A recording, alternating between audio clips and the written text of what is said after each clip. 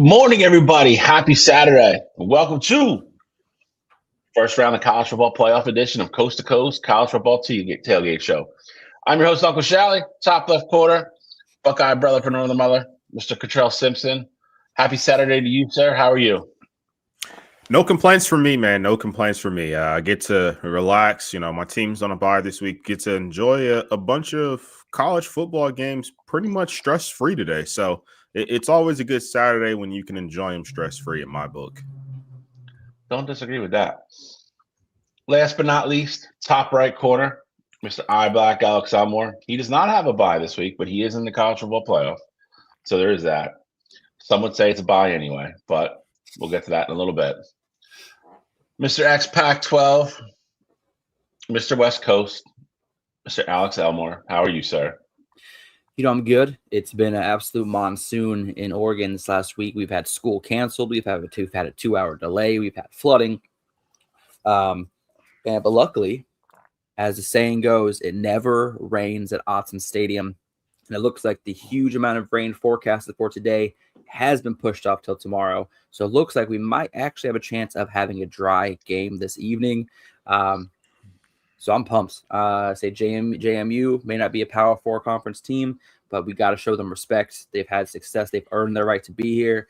I'm just excited to see what the Ducks kind of bring out, and I'm excited to hear. Last night I heard how loud Oklahoma's fans were getting at certain parts of the game, and I can't wait to hear how loud Autzen gets tonight. So I'm pumped. We're going to jump into that pretty quick here. Norman was rocking last night. The team was not, but we're going to go over last night's game. Obviously, we're going to preview the 3 games today. Still breaking the huddle, plenty of news, all that good stuff to go over. Got to recap the Heisman Trophy presentation. So we're going to jump right into it because again, we still have plenty to talk about. We don't want to go over time because the games we do have live college football today. So we got to get rolling. So Mr. Elmore, as always, take it away, sir. Shotgun, DC right, flip 90, dig, on the center, ready?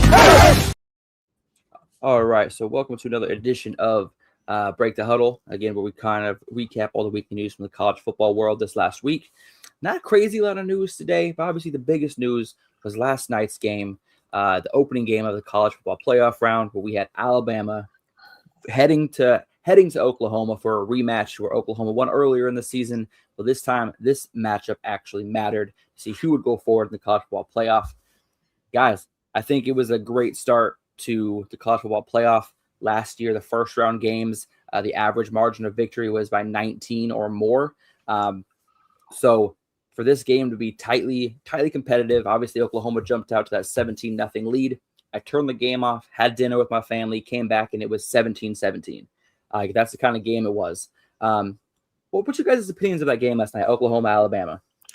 For me, I think it's pretty easy. I think that Oklahoma found a way to lose that football game. And I say that not to necessarily take a shot at Alabama, because I do think at times, like, Alabama was very resilient. Being down 17-0, a lot of teams could have rolled over in that situation. Yeah. I know it's a college football playoff game, but you're on the road, you're down 17-0. Nothing is really going your way. But for them to capitalize off of the Oklahoma mistake on the punt, where the punter literally just drops the ball, and that gives Bama a great field position, and then get the pick 6. That really turned the course of the game. And in my mind, those are 2 things that are 100% on Oklahoma side, because even the pick 6, it wasn't like Bama disguised some crazy coverage. It was very much a miscommunication. If you were looking at the replay, the receiver wasn't even looking at the ball when John Mateer threw it. So they weren't on the same page there. And so I feel like those are 2 easily avoidable situations where you're taking off 14 points on the board for Bama. Now, of course, I know football doesn't work that way and things like that, but to me, I think that's more Oklahoma shooting themselves in the foot as opposed to Alabama, taking the game by storm and things like that. Now, with that said, though, again, I do want to give a lot of credit to Alabama. Their offense had looked awful the last 4 weeks of the football season. And in this, towards the end of that second quarter, and then, going into that second half, they found a way to move the ball on offense. And to me, I think the biggest thing that I noticed was that Ryan Williams was not a part of the offense when they were moving the ball downfield. Lacier Brooks basically took over his spot. So they were running 3 receivers sets with Brooks, Isaiah Horton, and then Jeremy Bernard, and Ryan Williams on the bench. And, Brooks made a couple of big-time plays. The one play in the end zone, in the red zone, where he went and scored a touchdown. He broke like 3 tackles to do that. And then he had like a 20-yard completion in the corner of the end zone where he ran a little corner route and stacked the safety, got open, gave Ty Simpson a window, and scored another touchdown. And he had a couple other big-time catches in that game too. So for me, I think it was a lot of, Bama staying resilient, DeBoer having the stones to essentially bench his star wide receiver and Ryan Williams and going to Brooks. And then the other part is Oklahoma really let that game get away from them very quickly. Yeah, so I can't even say it was a game of like kind of a tale of two halves because they did tie it up right before halftime. I think Oklahoma had a really good game plan to start out. Like you said, I thought they were pretty balanced. Scored quick twice, another field goal, and Alabama was definitely on the verge of blowout city. You do got to give that sideline and that coaching staff credit. Keep those kids calm. Resilient, I think, is a good word, and that they kind of clawed their way back into the game and then started leading for most of the second half. I thought both quarterbacks played well. I think they were both pretty much under siege most of the night. Ty Simpson and John Mateer were 2 of the dirtiest guys to come off that field last night. I thought they both played well. The Ryan Williams fall from grace is a good point, and it's wild to me. I think we all agree Jeremiah Smith was the best receiver, in college football last year, but Ryan Williams is right there. And Ryan Williams had plenty of huge moments last year. He didn't have a catch till 4 minutes to go in the fourth quarter of the game last night. Like Cottrell mentioned, their primary 3 wideout set, he wasn't in the top 3 anymore. It's a bold move. It's a bold move for a guy that's been connected to a lot of other things. And, if they would have lost last night and got blown out, might not have had the chance to stay where he wanted to stay. But you got to give Alabama credit. They stayed in it. I think they forced Oklahoma to kind of really change what they wanted to do, especially after halftime. They made that adjustment early in the second quarter. Offensively, let them start moving the ball a little bit and get back in the game. And then, like I said, I think Alex made a comment last night in the chat where, I think you said something along the lines like, I'm watching and I still feel like Oklahoma is the best team. And I feel like for stretches of the game, you were right. But, Cottrell mentioned it earlier. Alabama is very opportunistic. They were resilient, and when they had their shots, they made every single one of them count. And that's what you want to see in a college football playoff game. I'm sure, 12 minutes into that game, all the Notre Dame keyboard warriors and everybody else are probably, all geared up, ready to start rants about how they shouldn't have been in and blah, blah, blah. You included, Bill. I would have. I saw the text. It was. I didn't type anything yet. But it was formulating. It was percolating. Same thing though. I sat down to have dinner with Liz and the family, and the same thing. I literally didn't watch the game for 10 minutes, turned it back on like Alex did. It was 17-17. I was like, Jesus. Entertaining game. Good way to kick off the playoff. I think Oklahoma look back at their season and see a bunch of highs. I think I think if Mateer doesn't get hurt, maybe their season's a little bit of a different trajectory, as in maybe they're not playing Alabama in the first round. But overall, I think that's what those fans want to see from Brett Venables and that team. I'm very curious to see if Mateer comes back or not. And Alabama's on in the next round. So going to have a whole, completely different fish to fry in Indiana. But, it's going to be an interesting matchup for sure. But, we'll preview that next week. But got to give the Crimson Tide credit. Survive in advance. That's what you got to do on the road. So that's what they did. Yeah, for me, this game was decided by special teams. At the end of the game, we had 2 missed field goals, obviously the block punt. And then people maybe not remember this as a huge point in the game, But Oklahoma was down with only 3 points in the fourth quarter. They had the ball at their goal line. They had a penalty that pushed them back. They had to punt out of their own end zone. Their punter absolutely shanked like 20 the yards, kick, yeah. and it went like 35 yards. So Alabama started with the ball already up 3 in the fourth quarter with 28 yards to go to score a touchdown. Obviously, they score on that drive, puts Oklahoma down 10. And then I think Oklahoma's coaching staff was very smart. They started using their timeouts around the 5-minute mark to kind of make sure they can guarantee themselves at least 2 possessions to tie that game. They brought in their, I can't remember what the name of the award is, but they're Lou Groza. They brought in their Lou Groza winning kicker. Missed it just over the upright. Obviously, as we know, the uprights go infinitely up to the sky. So the entire ball has to fit inside of those goalposts, right over the top, missed field goal. They tried another field goal later on, again, to then do an onside kick. He didn't even have enough leg to reach I think it was a 52-yarder. 52 in the win. Against the wind, exactly. I was about to say the one that he missed before that was the one that killed him. Yeah. I wasn't a fan of Venables deciding to kick there. Like, I understand the goal of, wanting to score a field goal and then get the onside kick, but I'm like, why not just dump it? It was like a minute and a half on the clock still at that point. And everybody knows that the clock stops on first down. In my mind, I'm like, why don't you just go get another first down and make it like a 39-yard field goal as opposed to a 52-yarder? So that was, for me, a very questionable decision, especially after the kid just missed a 41-yard field goal. So, you don't know what his confidence level is like. You're down 10. He knows that he has to make this kick, to keep your season somewhat alive, or even just give you like a 2% chance to, have a shot there. So I thought that was a little bit of a questionable decision in my part. I'm kind of glad you brought that up, Alex. I'm going to tell you why.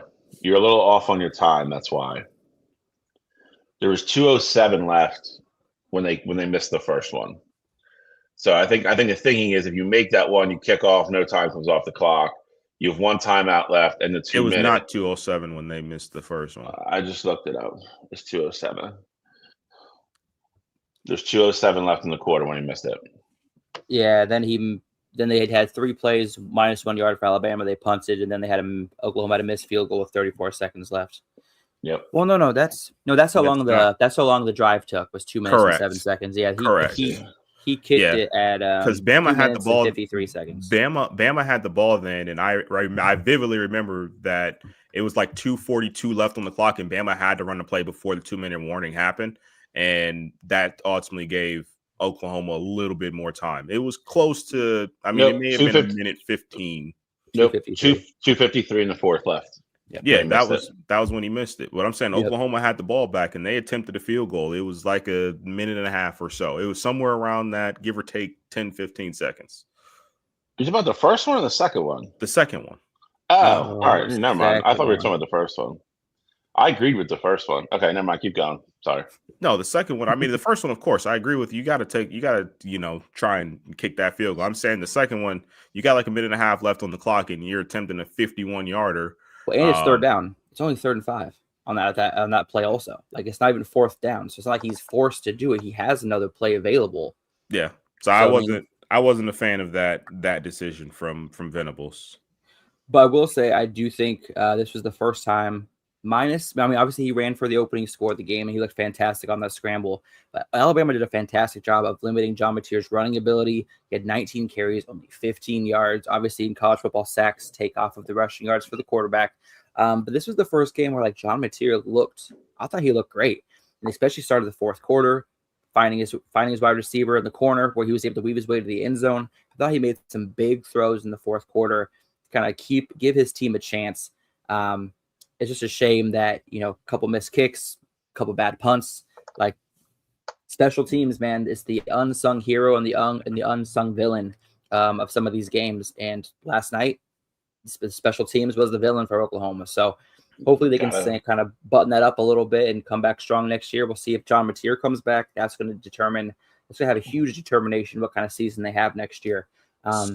So I saw a stat about Oklahoma, and I believe that was they are now tied for the most losses in college football playoff history, and they are tied with Alabama and Ohio State. Alabama has 10 wins in the college football playoff. Ohio State has 7. Oklahoma is at 0 wins in the college football playoff. Yikes, I Aroni. think about all of the good teams that have made the playoff from Oklahoma, and typically I'd say Oklahoma's like a 3 or a 4. In this case, they were the 8, but they were the home team. But I just think it's kind of wild that as good as these Oklahoma teams have been, I mean, they've had multiple Heisman Trophy winners. Obviously, I'd say this season was kind of an anomaly in the sense of, no one really thought that Oklahoma will be a playoff team. Their win total was 6.5 games, like the over-under for it was 6.5 games. So, I mean, they really overachieved this year, but just kind of wild to kind of think about with Oklahoma not having a win in the college football playoff in the last 10 years. It's actually kind of funny you say that, because the last time a college football playoff team gave up a 17-point lead was actually also Oklahoma. I can't remember what year it was, but they were also up 17, and that last time they were in, and they lost the game as well. So Oklahoma's got to figure something out. The fans deserve a little bit better. But before this week, a lot of the big debate from the week was, does Alabama even deserve to get into the college football playoff? Obviously, a lot of Notre Dame talking heads were talking about how they should have been in over Alabama after Alabama got boat raced in the SEC championship game. And then Nick Saban, obviously, he's going to be someone that's going to obviously push why Alabama should be there. He said it himself. Would we allow the winner, and I hate this comparison, would we allow the winner of the AAA Baseball League in the World Series playoffs? That's the equivalent of what we do with JMU, essentially Tulane, and allowing them into the college football playoff. Obviously, Alabama showed last night that they belong. They deserve to be here. What's y'all's opinion on Nick Saban really kind of attacking these non-power schools? I got 2 opinions on it, and one, the equivalent is insane, because all of these schools are FBS schools. They're all in the same division. If you want to make the comparison, it would be like saying South Dakota State would be going into the playoff, or North Dakota State would be going to the playoffs, because they're FCS. AAA and the MLB are 2 completely different entities, because they aren't all Major League Baseball players like at that point. So I hate that comparison to begin with. The other component of that is we might as well say the same thing with the college basketball side then. Let's say UMBC doesn't deserve to be in the March Madness tournament because they're in this weak conference, and there's no way that they'd ever beat a school like Purdue, but we saw it happen.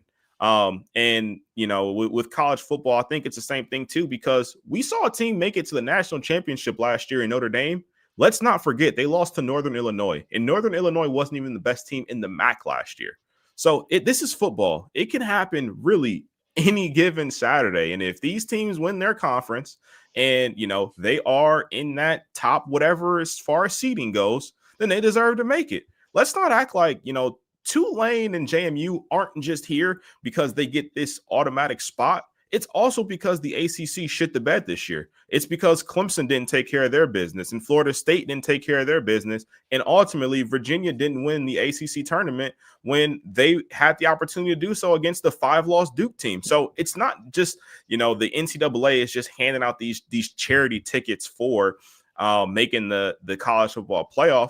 These schools ultimately deserve to be there. And if you're upset about it, then win your conference. You want Notre Dame to be in. You don't think they deserve to be left out. Tell them to go join a conference and go win it. And you're not going to be in this position. So for me, I think it's very Saban. I get it. He was the coach at Bama. He probably wants all the powerhouses to always get in. I 100% understand that. But I just think this is something that is a horrible argument here, because again, we've seen small teams beat big teams before, and everyone has the equal opportunity. All you got to do is go win your conference, and you're guaranteed a spot in. These group of five schools aren't going to be stealing at-large bids 9 times out of 10. So all you got to do is go win, or just not lose and have them ahead of you in the polls throughout the season. JMU wasn't even ranked for a large portion of this, so they're really a forgotten about story. They're only here because Virginia didn't take care of their business. Yeah, so I mean, I think we have to look at this. This isn't the norm, just like Cottrell just said. These are the rules and the guidelines that all the conferences and the 2 independents and Notre Dame and Connecticut agreed upon when we started the expansion to 12 teams. don't get mad at JMU because they, to Cottrell's point, they took care of business. They did what they had to do to put themselves in a position to get in.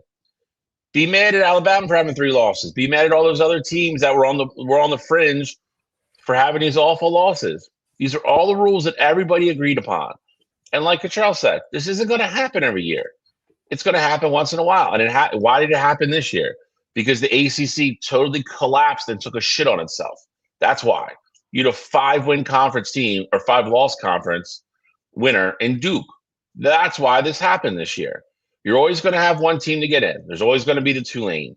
James Madison got in this year because ACC literally threw up all over itself. That's not their fault. So to get on there and blast them and be the big conference guy, I get it. You know, like we said, he's been pretty much SEC or Big Ten his whole career. I get it. But at the same time, I think you're shitting and diminishing on what they've done, which I don't like. You know, because if they were his kids, he wouldn't like it. You got to give them credit for, like I said, for doing what they were supposed to do. They're going to go out in the field today and play, and whatever happens, happens. You know, it's you look at, you know, I bring this game up all the time, but like you look at the Tostitos Fiesta Bowl that year. Oklahoma was like a 24-point favorite, and everybody's like, oh, well, yeah, it was Boise State. Nobody knew who Boise State was back then. Everybody forgets that. Boise State wasn't a household name until they beat Oklahoma. Then Boise State became everybody's favorite little school team to like root for. Everybody forgets that. Nobody knew who they were before that game. Nobody. So yeah, they were just a team with the blue turf at that point. Correct. That's what they were. Now everybody's like, oh, like every year, like, and we do the same thing every year when we start these shows at the beginning of the season. Boise State's name comes up every single year because they're a perennial group of 5 team that's going to be there because they're a big program now. For a smaller school, they have a very big football program. That wasn't the case back then. They go out and beat Oklahoma, and again, it's to this day, even included with all like you know, my most exciting like times watching Michigan play and everything. It's one of the most exciting games I've ever watched, and it was great, and it was great for college football. I'm not saying JMU is going to beat Oregon today. They're probably not. But it doesn't mean they don't deserve to be there. They did what they were supposed to do. I'm tired of this narrative of like, let's make the rules, but then when the rules don't work out exactly the way you want them to, then let's change things, or let's just start bashing, you know, the people that did what they're supposed to do. That's not life, man. Sorry. Like Cottrell nail on the head. Worry about your own house. Take care of your own shit. You worry about your own house, take care of your own shit. You don't got to worry about any of this. But you did it. It almost feels like Saban wants it to be we like having these conversations about, you know, the big schools should always be in and things like that. It almost feels like, without saying it, all these coaches or, you know, figureheads or whatever, we might as well just go off preseason rankings. Like, what's the point of even playing a regular season anymore? I'm gonna tell you this. This is what they want. This is what they want. And they're not gonna come out and say it because they can't, because it's not realistic. The Big Ten wants 4 or 5 teams in. The SEC wants 4 or 5 teams in. Give me a Big 12, ACC champ, and Notre Dame, and that's what they want. It's the truth. That's what they want. I don't know if you remember this. This came out 4 or 5 years ago. We talked about this at the very beginning of Wire to Wire. It was called the Knight Commission, where a bunch of like Boise State and schools like that hired this, you know, this committee to do a bunch of research and all this other stuff. And the recommendation, even back then, before like expansion was even like we knew it was going to happen for sure, the recommendation back then was that they're to run your own playoff, pretty much. Have your own national championship, because the big schools eventually are just going to continue to push you guys out. And here we are. Like, I guarantee the next set of rules that comes up, they're going to tweak this, because hate to say, if James Madison goes out today and gets blown off the turf, that's all we're going to hear about is, see, they shouldn't have been in. They sucked. Well, this is stupid. Like, Notre Dame would have been a better game, blah, blah, blah. Okay. It still doesn't matter to me. Like, but I just think we're getting closer and closer to it. And I really think eventually it's what you're going to see. You're going to see the Big Four play their own, and then everybody else will be in their own, you know, sub championship category. And I'll tell you right now, that'll probably be more exciting than the big one. But Alex, I do want to hear your thoughts. I got something else like to kind of say, but I do want to hear your take on things too. We got to widen the scope a little bit. Okay, I hear what Nick Saban's saying, but let's look at it this way.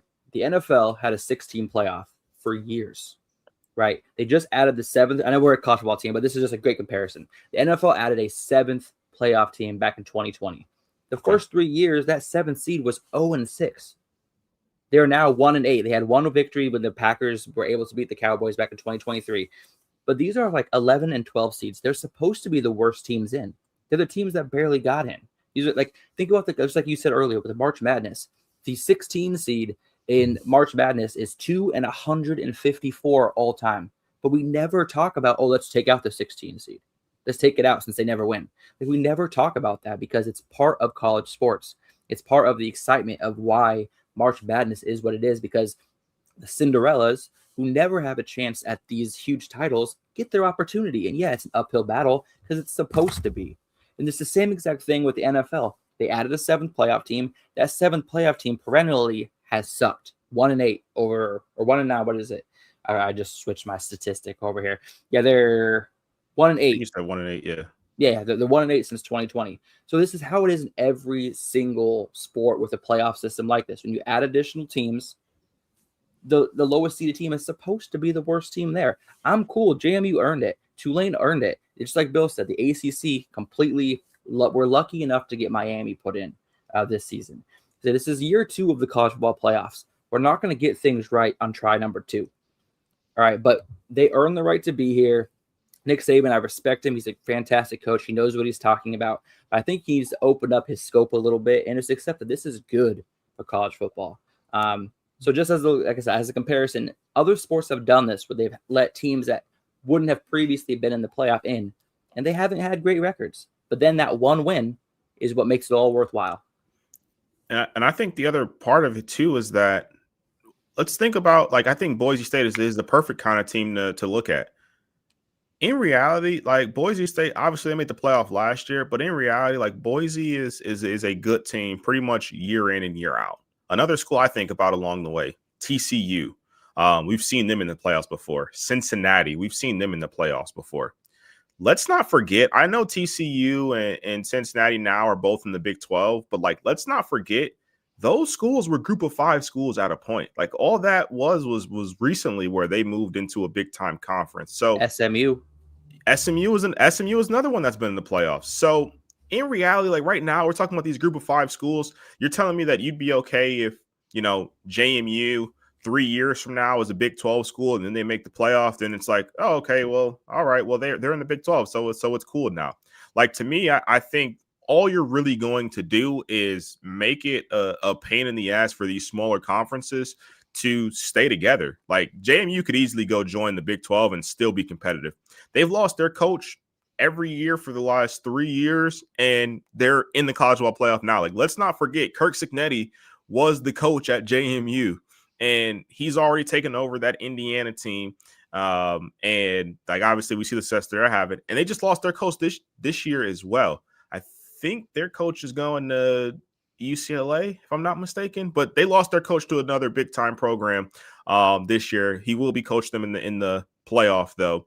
But my point being is that just because these schools now are a group of 5 schools, you're telling me that if they have the same success in a couple years from now and they go and make the playoff, you're saying it's completely okay now? Like, I'm just not buying that, because, like, right now it doesn't sound crazy to say, oh yeah, well, TCU was in the playoffs, a couple years ago, or Cincinnati was in the playoffs a couple years ago, because now we think of them as Big 12 schools, but in reality, they were these group of 5 schools, and even when Cincinnati made the playoffs, they weren't a Power 4 school. That was before they were in the Big 12. So I just think that all we're looking at in reality is the optics of it, and not what these kids are doing on the field.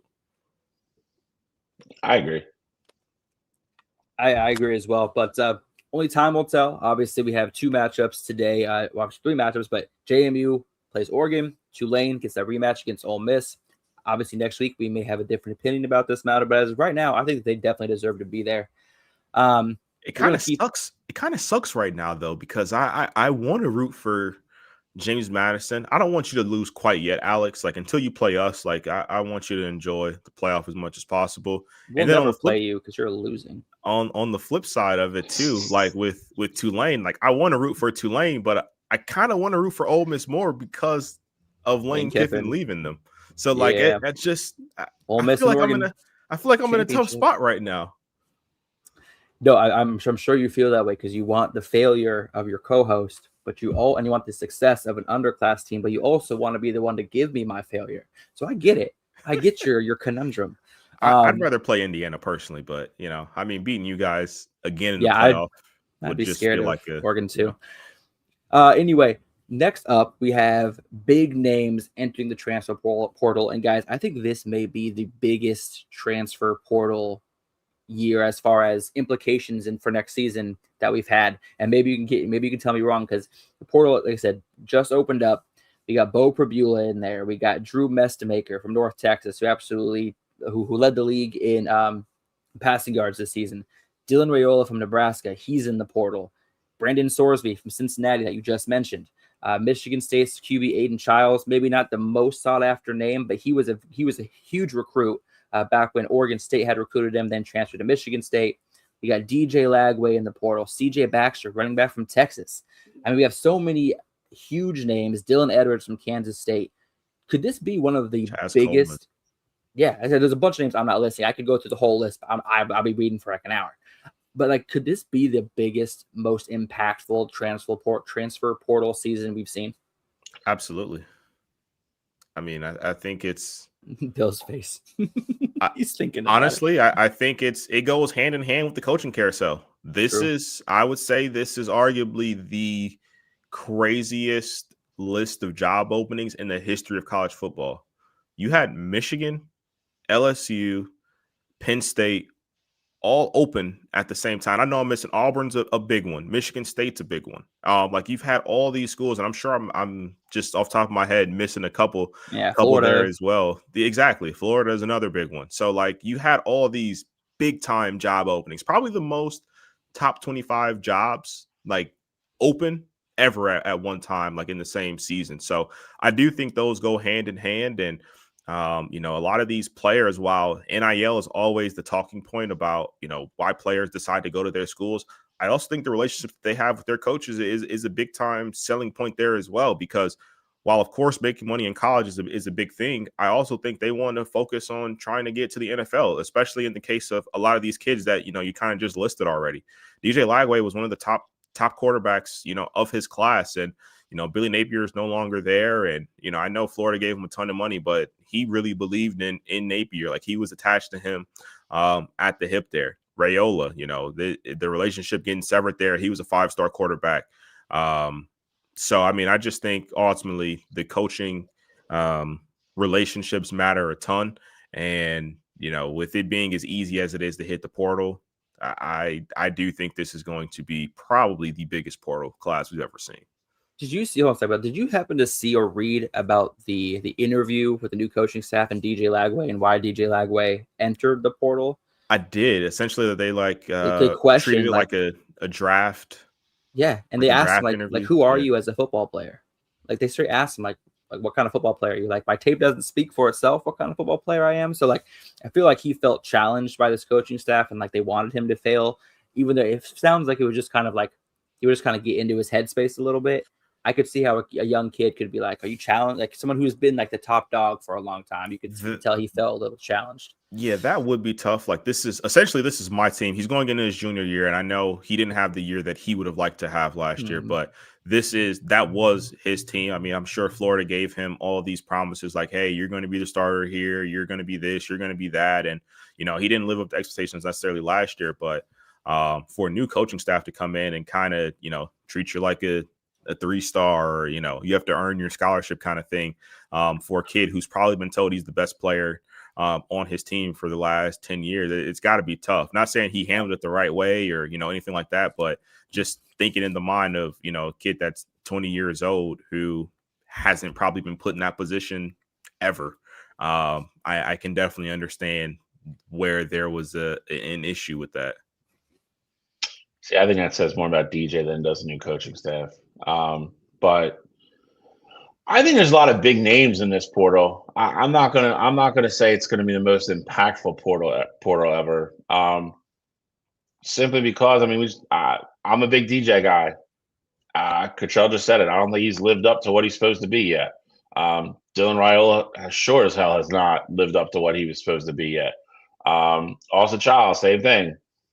So I think you have a lot of big names in the portal. I don't know if these guys are necessarily just automatically going to go to a different school all of a sudden and become everything they're supposed to be. You know, CJ Baxter went to the portal, pretty much lost his spot this year. Again, I think a really nice running back, but again, you lose your spot and just it's on to the next place.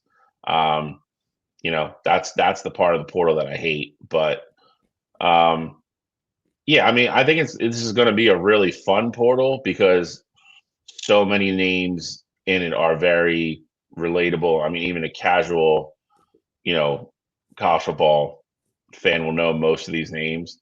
But again, I don't think there's any guarantee all these guys land on new campuses with new teams and all become the 5-star superstars they were supposed to be. I mean, we didn't even mention Sam Levitt. There's a couple other guys too that are in there. So it's a lot, but it's definitely gonna be fun. It's definitely gonna be fun because there's gonna be a lot of fanfare for a lot of these kids when they choose new teams. But there's some of them already that I would stay away from. So, Bill, I think my counter to that would be, well, one, with like, let's say DJ Lagway, for example. We all knew Billy Napier couldn't coach 2 years ago. Like our first year doing the show on Coast to Coast, we were talking about how Billy Napier was basically on borrowed time there. So, I mean, I think DJ just going to someone with, you know, a semblance of an offensive mind will do him a lot of justice there.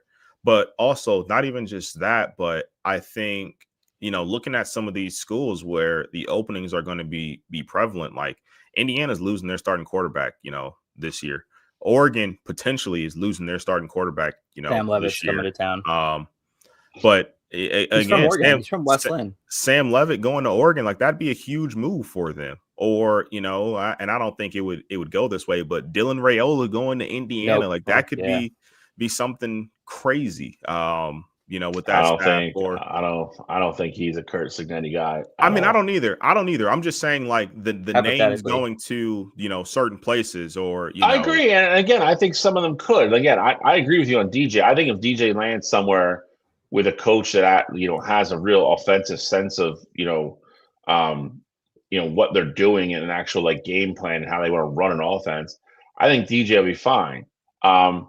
I think Dylan's been a letdown. I think their team last year, Nebraska's no powerhouse though. They're not, but I mean, Dylan, there's a lot of stuff out there about Dylan, way he handles his business too. Like, yeah. And so I mean, again, if he puts all that behind him, maybe. But I mean, I saw Nebraska play enough this year. Dylan, there's a lot of games I watched and he was terrible. So and you know, it's not everybody around him all the time. Like Dylan is awful sometimes. Also, Charles, obviously at Michigan State, didn't have a lot around him per se, but at the same time, you know, you're also handing the keys to these kids for 2 years, and there really hasn't been improvement at all. I mean, you could argue this year Michigan State was worse this year than they were last year. He's been the starting quarterback for 2 years. So to show no progress at all, you know, again, I think, I mean, obviously Sam Levitt, who's already been a winner for 2 years, if he goes to Oregon or if he goes to Indiana, that's instant, you know, plug and play for them. You know, and I'm trying to think who else. I mean, there's a couple other guys. I mean, you know, again, I'm not saying some of them won't go somewhere and be like, you know, change the scenery is just what I needed. I just think the fact that to think all of them are going to hit is nuts. Like some of these kids will go to a new school, get more money, and still suck. That's all I'm saying. I mean, I don't necessarily disagree with that. I'm just saying, I guess I look at it like I see the impact that Texas Tech had in just hitting once in the portal, essentially, and the success that they're having now. And I just think there's a ton of players with talent, and I don't necessarily think all of them are going to hit. Like I'm with you on that, but I look at Vanderbilt where they struck gold and getting Pavia from the portal. I look at Indiana, who seemingly, you know, doesn't recruit high school quarterbacks anymore. Like, they just go strictly off the portal. Look at Oregon. They've been pretty portal heavy with Bo and then Gabriel and then Dante Moore, where that could be an easy plug and play situation. I don't entirely agree with the Dante Moore, because Dante sat a year. He was recruited, but he did. Yes, not come from the portal. Yes, he did, but I don't agree with they didn't get Dante to he didn't get Dante to be the star. Like, Dante sat behind Dylan. You know what I mean? Like, I don't really include. I'm looking at. Did they not think of him being a starter later? Like, I'm looking at you get him and then he starts the next year. When I'm looking at transfer portal impacts, I don't Dylan. So delayed gratification is not not something you're looking at. I mean, I guess that's one way to look at it. I'm just saying, if DJ goes somewhere and he's like, hey, I wasn't the guy this year, but I'm going to go sit behind I don't know. There's no way he goes anywhere to sit. There's no way. His ego, he's not going anywhere. I thought the same thing. I thought the same thing with Dante Moore. He's 5-star kid. Oh, yeah, absolutely. I knew Dante Moore was a 5-star kid that started as a true freshman. Yeah, but he was terrible as a true freshman. He wasn't going anywhere to He only started like 5 games though. I mean, he wasn't. I think it's been really hard for DJ, who started the better part of 2 years now, to be like, I'm going to go. The better part of 2 years. He started spot games his freshman year, maybe 3 or 4 games. And then he started every game this year. And then, he did start every game. All right, so it's a year and a half. He's not going from playing all those games to be like, I'll sit for a year. I'm not saying he's guaranteed to go somewhere where he's going to be the backup. I'm just saying that these are both 5-star kids. Dante Moore, depending on what recruiting sites you looked at, was the top quarterback in the country in 2023. DJ Lagway was in the same exact position. Oregon didn't bring in Dante Moore to be their career backup. They brought him in to be a starter at some point. I'm saying that DJ Lagway can go to a school, and as bad as Dante Moore was, I know he sat a year, but as bad as he was, now he's looking like he could potentially be the number 1 overall pick. So I think the situations absolutely do matter. And point also ultimately being is that a lot of schools aren't now looking to get high school quarterbacks. They're looking to go through the portal and build that way, whether it be waiting a year for them to be ready and letting their other transfer quarterback play, or they just bring them in and plug them and play them right away. Even John Mateer at Oklahoma, another kid out of the portal going to be their starter and going that route there. So I just think that's really the new age of college football right now. And I don't think it's too crazy, while some of these kids haven't necessarily lived up to expectation, them going to a new spot where all they are is a quarterback away with much better talent around them and potentially better offensive mind, I think could be a huge difference for them. I don't disagree. I mean, I think DJ going to Oregon, I think makes a lot of sense. I mean, I think Dan Lanning will coach a lot of the bad habits he has out of him, and I think that offense is set up exactly for what he wants to do.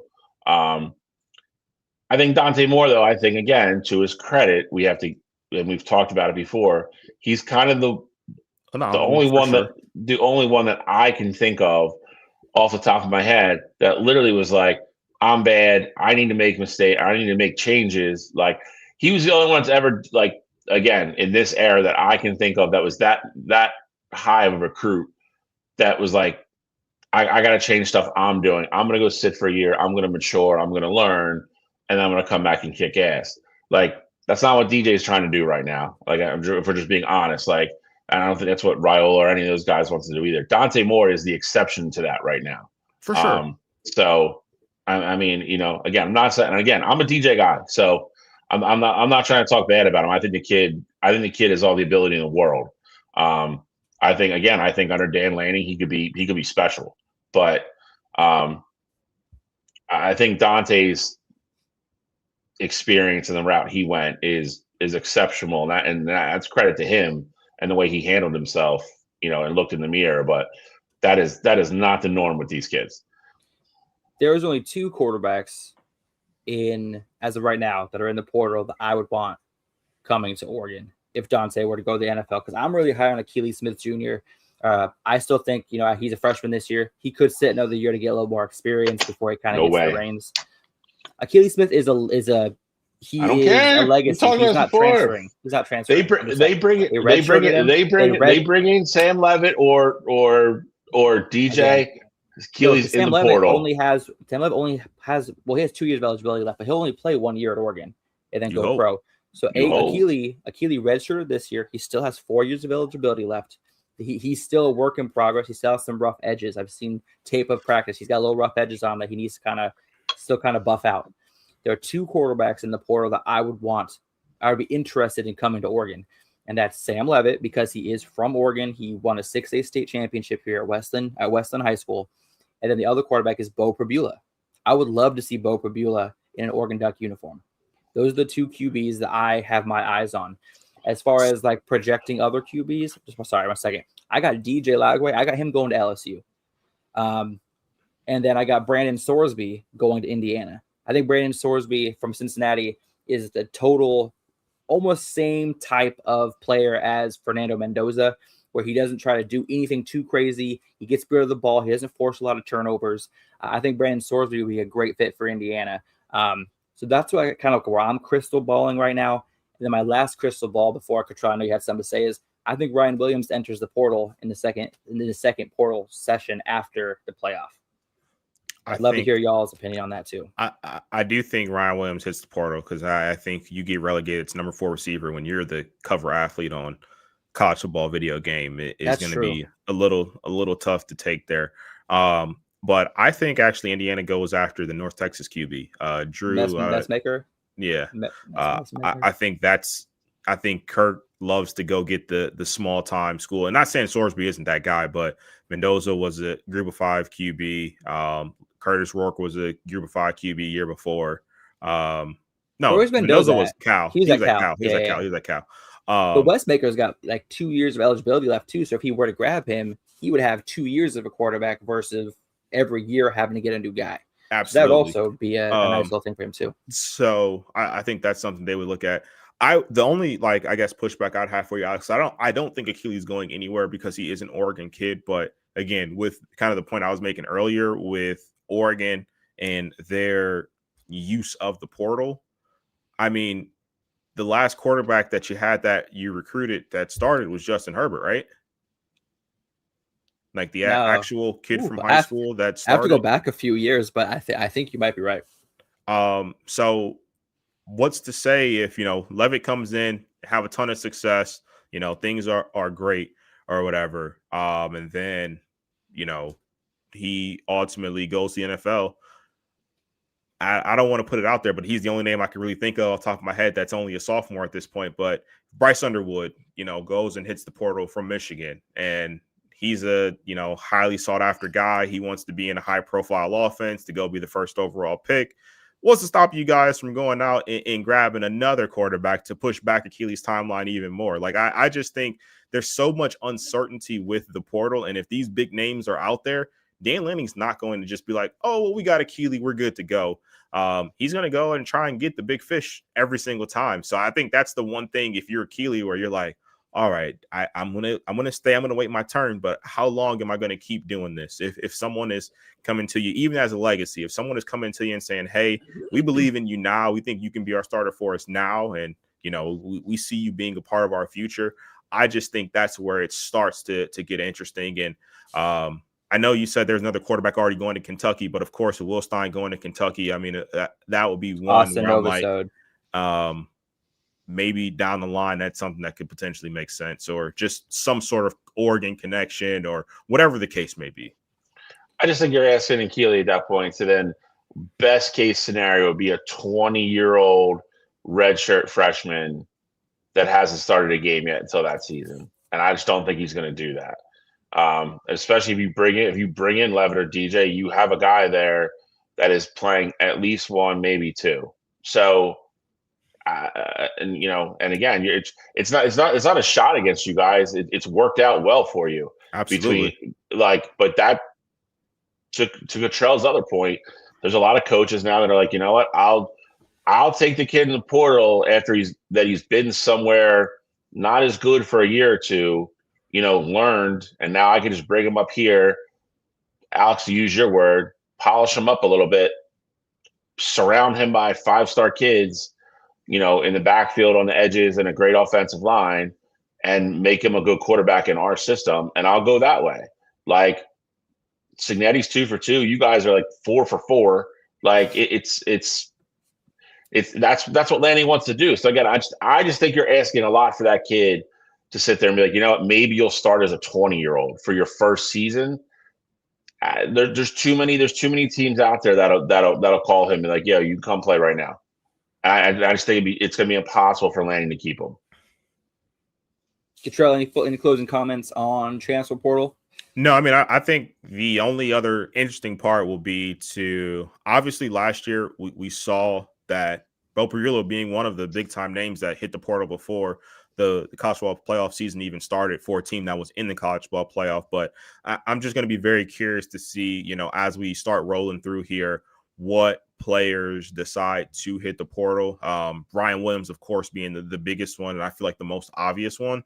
But, you know, just who decides to hit the portal and, you know, where we go from there once players that are in the playoffs start to hit the portal or declare, or because I mean, you know, once players start declaring as well, that's going to open up spots. And, you know, let's say I'm trying to think of someone who could potentially, Dante Moore being the big time one. Like Oregon wouldn't be in the QB market if Dante Moore says I'm coming back to school.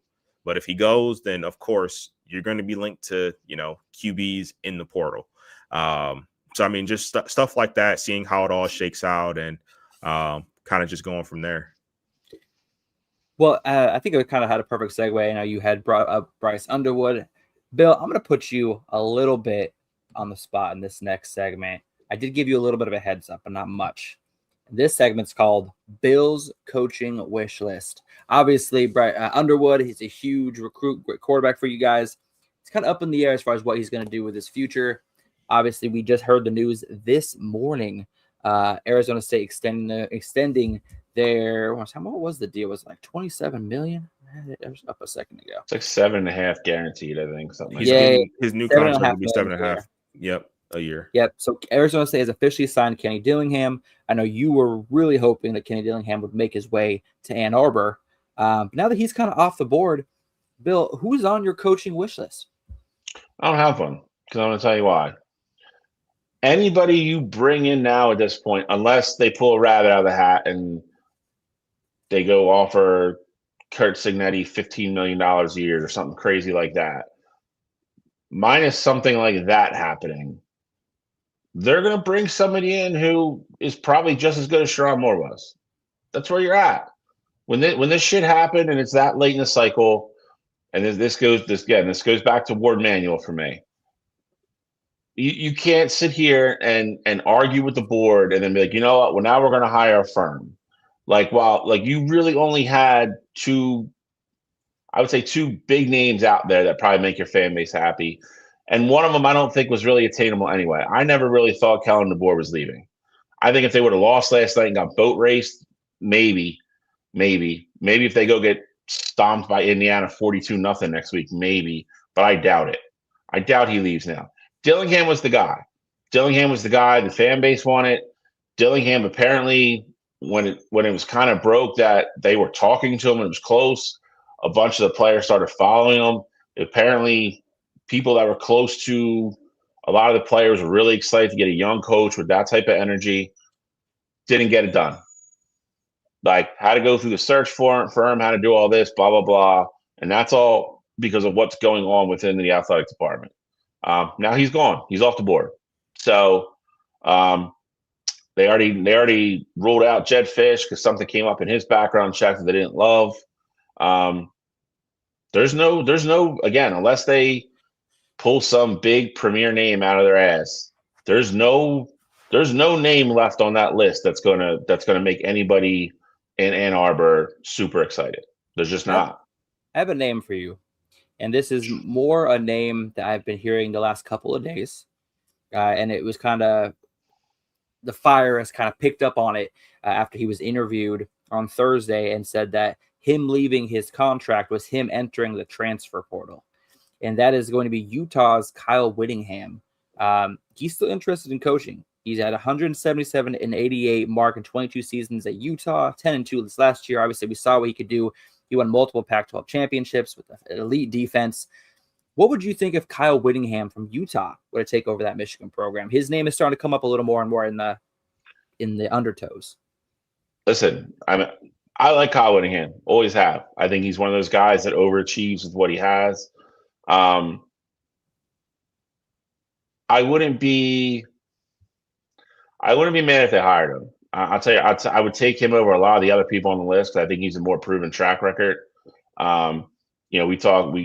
have kind of the running joke on this show, about how hard it's been to win, at Utah, during the course of the Pac-12 season, now Big 12. But I think he's a really good coach. I think my problem with him is I don't know what kind of longevity they're looking to get out of him, and I don't know how much longer he's looking to coach.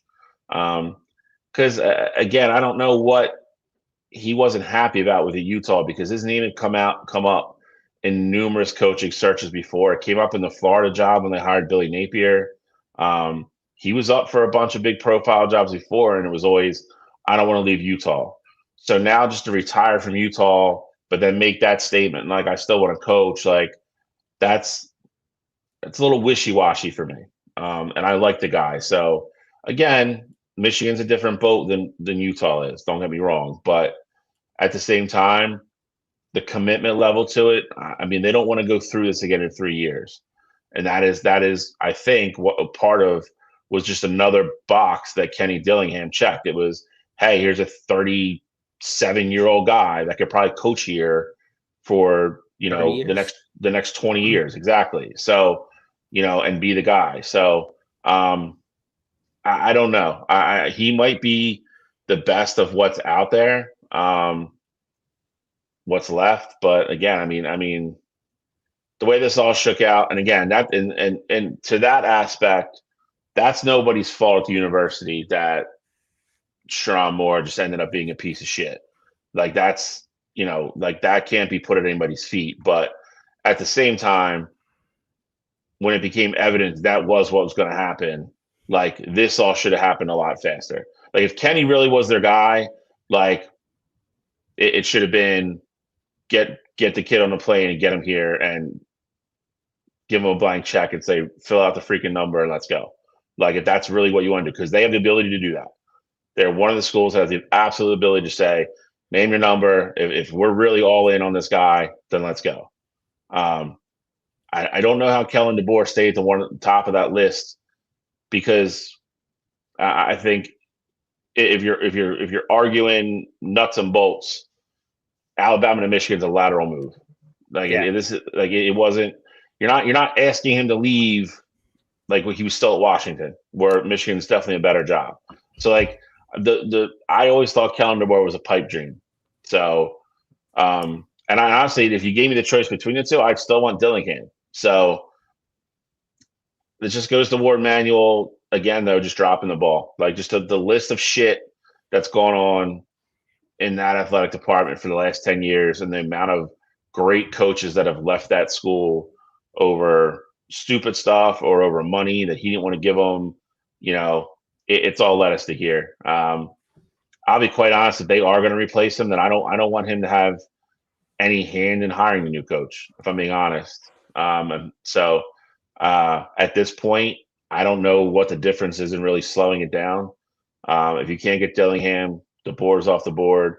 Again, unless you're going to pull a rabbit out of your hat and go get Signetti or go get Marcus Freeman or somebody like that I don't think are available. I don't want Warren Manuel involved in the situation, in the process. I really don't. So for me, obviously, I know it's not my situation and it's my rival. So I don't want you guys to have success in finding a good long-term solution here. But with that said, I think you're in a position where you really only have two options here. It's either one, you make the big time splash, and I know you won't like the move. You make the big time splash and you get Brian Kelly. I know it's been joked about before, but obviously with the relationship with Bryce Underwood and the whole recruiting side, that would be one solution. I mean, he has a track record of winning, and I know we hate the guy, but he does win regular season games. So, I mean, I do think that would be, one solution there. The other one, I don't think this is likely, but the other one would be you could go to the NFL ranks and see if, people get fired or have already been fired. Maybe you see if Brian Dable wants to coach college or, some of these other I guess, fired head coaches, see if they want to come down to the college ranks and coach. I don't necessarily love that just because they're going to be in a different headspace, and it may be tough to keep some of the recruits you already have, especially if those relationships aren't there. But I think option 3 is probably the one that would be the best for you, and that's to have your interim coach now. Just give him 1 year. He's going to be the interim coach for the entire season, and you have everyone stay the same. If we're being honest, Sherrone Moore was more of a he was the face of Michigan. I truly don't believe Sherrone Moore added a ton to that team. I think offensively, if he was your offensive mind, you needed a new guy in the building anyway, because you weren't getting the most out of what you had there. I think Wink Martindale has done an excellent job with the defense, and I think if you have the interim guy there, I think that would be enticing for Wink to stay. And essentially, you can have your entire staff stay. You just got to find a new guy that's going to be calling plays for you, or just finalizing maybe I don't know how your guys' operation runs with your OC and with Sherrone and things like that, but whether it be a new guy that's calling plays or a new guy that has the final say in play calling or game planning, I guess, for offense during that week. But I say you do that, and then you essentially are the first one in line for the head coach for next season. And, you know, again, I don't think much changes for Michigan by doing that. Maybe you still go 10-2 this upcoming year. Maybe you go 9-3 again. But I think you have a lot of similar success, what you did this past year, next year. And then, you know, if Bryce is cool with that, then you can kind of tailor a decision towards him for, you know, next year, or, you know, trying to make sure everything aligns for that following season there. So I think that's the way that you should go, but, you know, only time will tell ultimately. What would you say, though, about kind of keeping everything status quo and just waiting to hire a full-time coach until next year? I would take Bo over Brian Kelly. I know we joke about it, and we do have a lot of fun with it. I'm telling you, if they hire Brian Kelly, there's going to be a lot of pissed off people in Michigan. And I'm talking about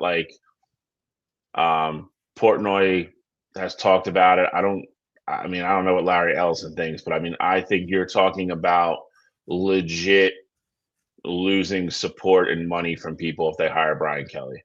And I don't think it's an X of those things. I think, and I don't know how good Bryce would be with staying if he came. I mean, he is the guy he walked away from. So, well, yeah, you know, for $12 million, yeah, for a boatload of money. I get it.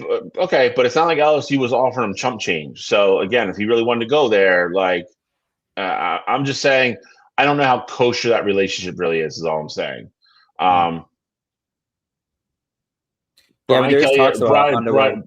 Brian Kelly had a bad year, and let's not forget about the other stuff that's happened this year with Brian Kelly. I just don't think, you know, we've talked about it, you know, kids getting hurt, never hear from him again. It's all that stuff that's out there, that stuff's all going to come up in a background check. If that's what they're doing with all these people. I think people in Ann Arbor would be really pissed off if they hire Brian Kelly. Well, as we all know, we do have multiple weeks of this show left before the college football playoff finale, and then obviously the end of the show and the season. So we're going to keep you guys updated on this Michigan coaching news. Of course, I just wanted to get Bill's opinion as him being a diehard Michigan fan, who he was kind of keeping his eyes on the coaching trail. We got an hour left in the show. In an hour, we got kickoff. Miami, Texas A&M. So we're going to keep this ball rolling. And our next topic is going to be the Heisman Trophy winner. Fernando Heisman-Mendoza is your Heisman Trophy winner. I don't think any of us are really too surprised by this. Obviously, some of us felt like Love from Notre Dame should have probably won as the best college football player. But none of us were really surprised by Fernando Mendoza winning it. Did this kind of go how you guys were expecting? Anything surprise you? No, I mean, not really surprising. I would say I was kind of surprised with, I guess, the discrepancy with the votes. Oh, I got that too. I was kind of surprised by this. I kind of thought it would be closer. I'm fine with Julian Sand being fourth there. I told you guys before, I thought he was the fourth person there, but I thought these votes would be a lot closer. 643 first place votes for Mendoza is a ton. Not to say he didn't necessarily deserve them. Like, I think he's a deserving Heisman Trophy winner from this season, but I didn't think that this was as runaway as, you know, these votes necessarily say. Yeah, I mean, I thought there'd be a little bit more discrepancy. If I'm not going to lie. I thought Diego would probably be a little closer, and I'm shocked, you know, that Jeremiah Love didn't even break 1,000 points. That's kind of crazy. But I don't want to say outside of that. I don't think the result was surprising. I think we all agreed he was going to win. I think we all had different opinions of who we wanted to win, or that type thing. But also kind of a weird year for the Heisman. It's not one that's ever going to really stick out, I think. No, I think the behavior after the Heisman was more exciting to some degree, but not a good look for Diego there either. But overall, just kind of a very blah Heisman year. Go ahead, Shaw. I just saw, unrelated to necessarily the Heisman, but Rocco Becht is the latest name to enter the transfer portal as of 20 minutes ago from Iowa State. I gotta figure one of these kids ends up at Penn State. He'll be going to Penn State for sure, I bet. Yeah, I mean, I bet he goes to Penn State. Let's talk about the it's another guy we could have had if we didn't wait and stick around. But no, I said the Heisman Trophy, obviously, Fernando Mendoza won it. I mean, it's really hard to argue. Indiana's first undefeated season, first college football playoff berth, first Big Ten title, also set a record for most touchdown passes in Indiana State football history. Indiana football history. I think he had a great season. I would have loved to see somebody else win it that I think was a better athlete and more impactful on their team. I think that Indiana's success can really kind of be focused and centered around their coaching. I mean, truly, if you look at their history, their success began with Curt Cignetti. So maybe we should give Curt Cignetti the Heisman. I just think, though, ultimately, and I know it's not, we can't necessarily play the what if game, but if Mendoza's stats and he looks the exact same, like nothing changes, but let's say they actually lose the game to Penn State and they're a 10-2 football team, like I don't know if he's taking home the Heisman Trophy, which I hate. It's not his fault. Like I do want to give him credit for that. Like you have to account for game-winning drives and things like that. So I don't want to take that necessarily away from him. But we had this conversation, I remember vividly, a few years ago when Stetson Bennett was up for the Heisman, and a lot of people were saying, "Oh, Stetson Bennett should win the Heisman." I'm not saying Mendoza is Stetson Bennett, but best quarterback on the best team shouldn't always just kind of be defaulted to your Heisman Trophy winner. And I think it worked out for Fernando because this was more of a down year as a whole from college football players as far as like what their numbers look like. But I just hope that we're not starting to go down that route where it's just best quarterback, best team, and we just go from there. Bill, any closing statements on the Heisman Trophy? No, I agree with Cottrell. I do not want this to get like the NFL, where you guys that should win MVP every single year, but they don't play the quarterback position, so they're not even up for it. MVP in the NFL has become exactly what Cottrell said. It's become the best quarterback on the best team with the best stats. Everybody else, you usually find the real MVP, in my opinion, whoever wins Offensive Player of the Year. So I do not want it to become that. So one thing I liked about the Heisman Trophy before, I mean, once in a blue moon, you'd have a defensive player win it. You could have wide receivers win it. You can have running backs win it. It needs to get to that. And again, I'm not saying this was a weird year, so I'm not going to get super critical about it. It just was. But as much as we all love Jeremiah Love, I think he probably has the worst stat. If he would have won it, it's probably the worst stats of any running back to ever win it. If he did. So yeah. Just a weird year, but so Cottrell makes a good point. I just hope it doesn't start to turn into that, because I'll be pissed, because I enjoy watching the Heisman, and it's I think it matters more And it's always more intriguing to me than the NFL MVP. I really could care less who wins the NFL MVP. All right. And that's kind of wrapping up the Heisman Trophy. We actually have some previews to get into. Cottrell, go ahead. I was going to just say real quick here. I know we didn't make like an official like list for it. Do we want to give our like way too early Heismans this week, or do we want to give like a top 5 maybe next week? Like, how do you guys want to do that? Because I know we always kind of go the way too early route there. Again, I know it's kind of on the spot. We didn't really talk about it, but just curious of, if there's potentially somebody that comes to mind like right away for you guys, or if you just kind of want to wait till next week where we could put together kind of like a full list to really think about it. Yeah, I definitely would want to wait. I would like time to prep it. But I mean, Avery Johnson definitely on the list. Jesus Christ, John Mateer. John Mateer if he comes back. No, I mean, hey, Avery J, Kansas State coach retired, hasn't entered the portal. Just saying, Kansas. I don't know. No Dylan Edwards. Avery Johnson show's coming to town next year. Kansas State. 6-6 Kansas State. Hey, Avery 7-5. 7 at Cottrell. If you're not going to be there for our 6-6 season, don't be there for our 7-5 season. All right, don't do it.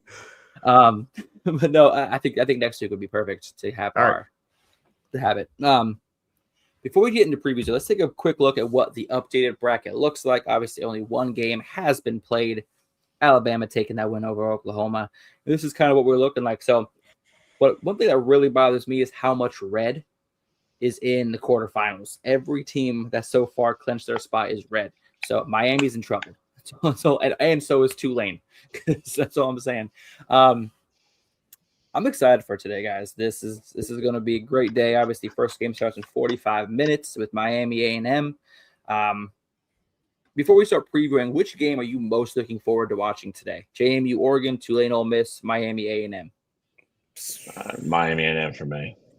I mean, it's hard not to say Miami A&M, but I will say, like, I think that's going to be the most competitive game. But the one I'm most excited to see, I guess, it has to be Tulane and Ole Miss. Like, I say that because I want to see how Ole Miss's players respond to Lane Kiffin not being there. But I also want to see if Tulane kind of has this chip on their shoulder because they got the shit kicked out of them in the regular season. So I look more so at Tulane and Ole Miss because of the matchup and the story outside of what's happening on the field. But I mean, I think intriguing wise, as far as competitiveness, you look at Miami and A&M. Yeah, I mean, obviously the most exciting game of the day is going to be Oregon JMU and a 45-10 blowout that's going to happen. But I am excited to watch Tulane and Ole Miss. They've played already this season. I think we're going to preview all this stuff. I think I'm looking forward to that Tulane Ole Miss game. Just because Jake Retzlaff is fun to watch. But any topics you guys kind of want to maybe have on top of your head that you maybe want to talk about or get into before we hop into previews and preview our 3 playoff games for the day? I don't have any because I think everything I want to say we're going to cover in preview. So yeah, I don't really think so. I guess the only thing is I was just looking at it today. The scheduling kind of sucks here for the playoff because we get these games this week, and then we don't have action again until New Year's Eve. And I get it, New Year's Eve, New Year's Day are like big time college football games, but like next Saturday we don't have any college football, games going on, and I just think that's I don't want to say a missed opportunity because again I'm used to the games being on New Year's Eve and New Year's Day, but it feels like we're missing something. We're dropping the ball on a Saturday after Christmas where there's ample room to have that being played, and then we're having semifinal games played on Thursdays. You know what I mean? Like I just feel like we're missing something next Saturday. I don't know how we fix it, but just kind of something that I saw looking ahead to the schedule a little bit. Like, man, we're gonna have this like weird 11-day break between college football games. It's funny you say that, actually, because people were complaining a lot about how they're upset that the NFL scheduled games today at the same time as the college football playoff. Like this time should be college football's time. NFL has Sundays, Saturdays for us.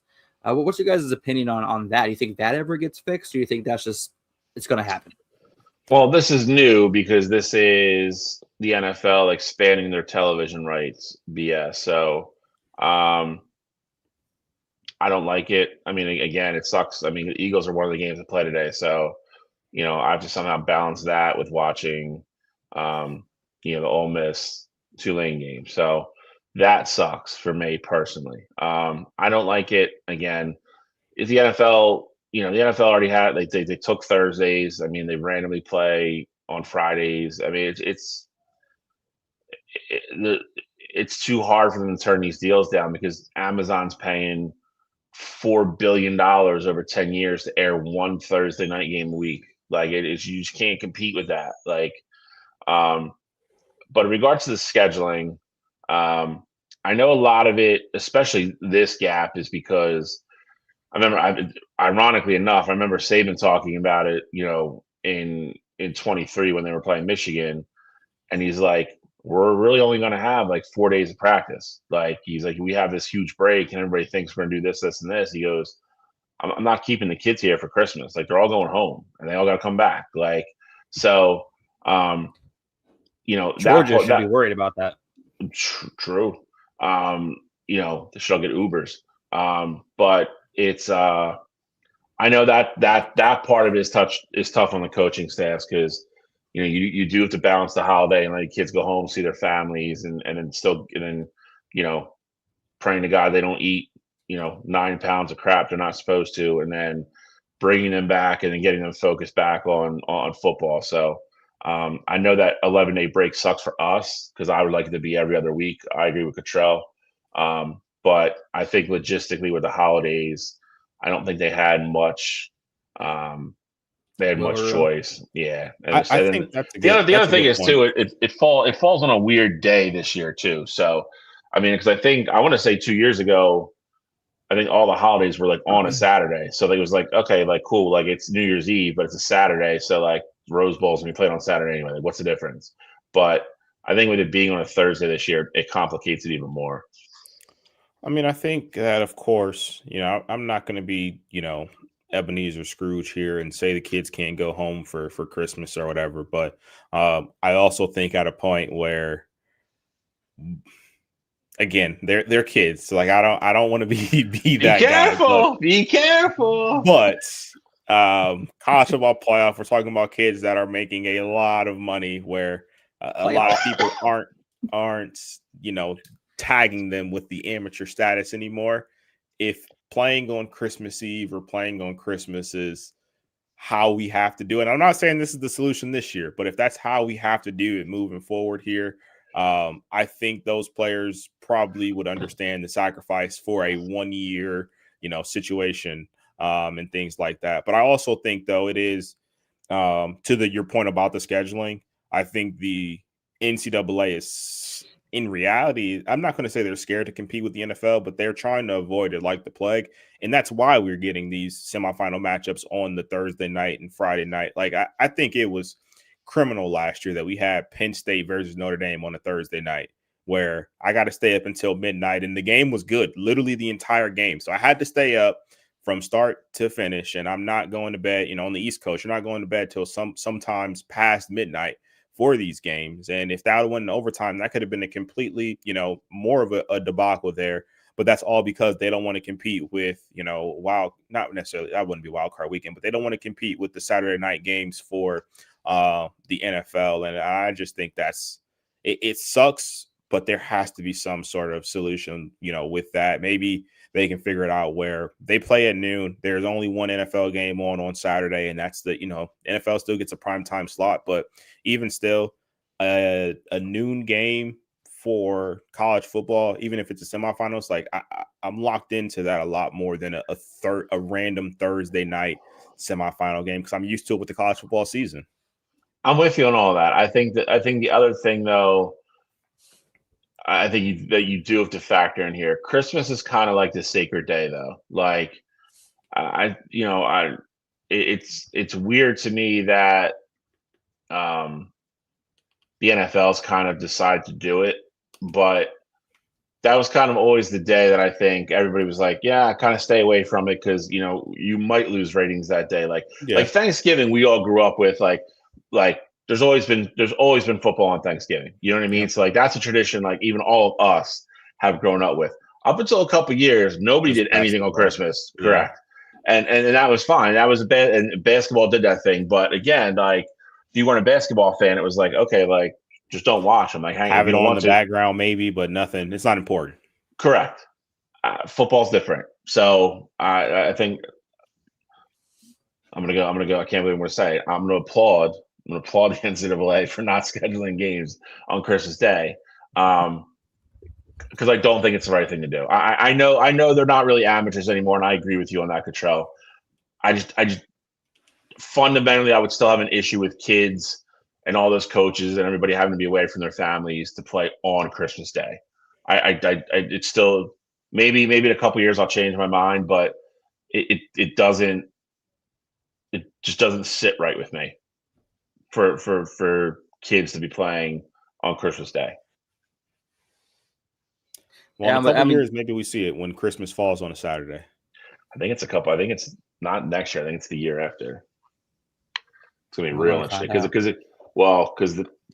if they stay status quo, the problem with it becomes then is like Cottrell said, you're not gonna go Friday, Saturday, then you're gonna go Thursday, Friday, which means some teams royally gonna get screwed and have to play two teams are gonna have to play Thursday night, and then everybody else is gonna play Friday night. So that's going to suck in its own right because you're going to have two games on Friday during the day. Well, it's official. We got 35 minutes till kickoff of game one. So let's get down to it. Let's get down to the brass tacks. A&M, Miami, game one.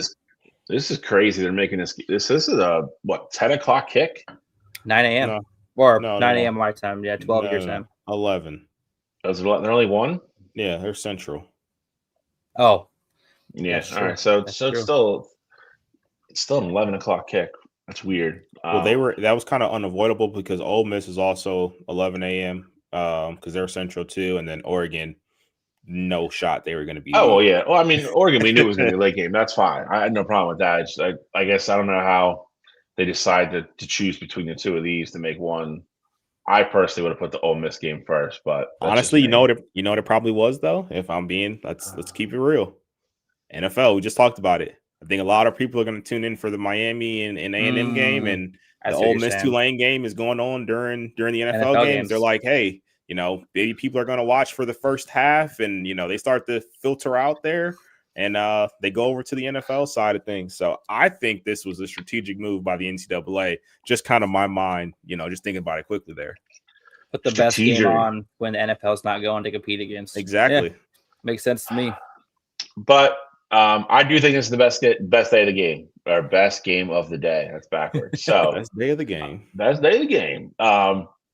Miami got in after all the hubbub and all the arguing and everything else. Finally got in. A&M. Number 3 pretty much all year, fell to 7 after one loss. But they were kind of on the begging to get beat wagon for a while.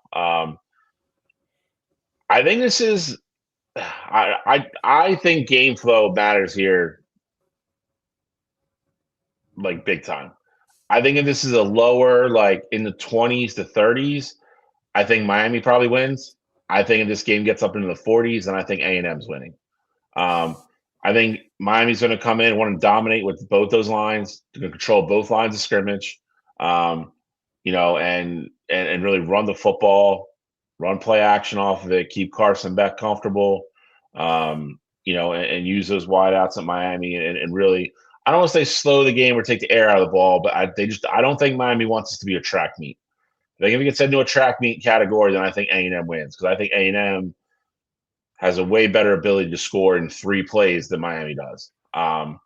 So I think Miami wants to use their size, their strength advantage on the lines of scrimmage. Kind of really play a lot of bend, don't break defense against A&M. Make them, really kind of trudge and march down the field.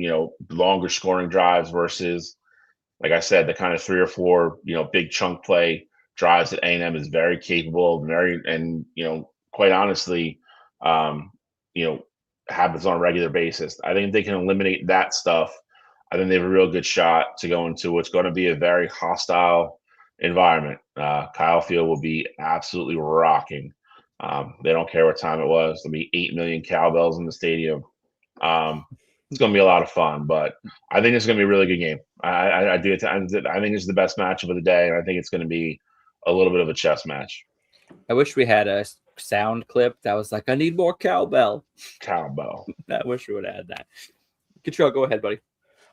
So I mean, I think this game is.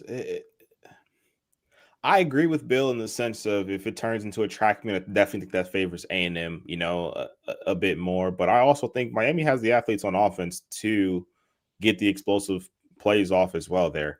I think this is a very, I hate to say a very even matchup because I think A&M has been the better team all year. But I think, just kind of looking at it position by position and how the matchups break down, I do think this is somewhat of an even matchup. And I have been pounding the table that Miami should have been in over Notre Dame, pretty much this entire time here.